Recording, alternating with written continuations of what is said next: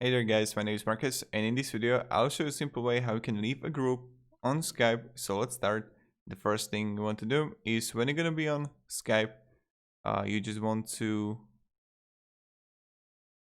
go and find the group that you want to leave. Right click on it and click here leave group.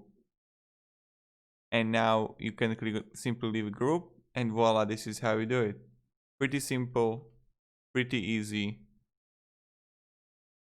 and yeah.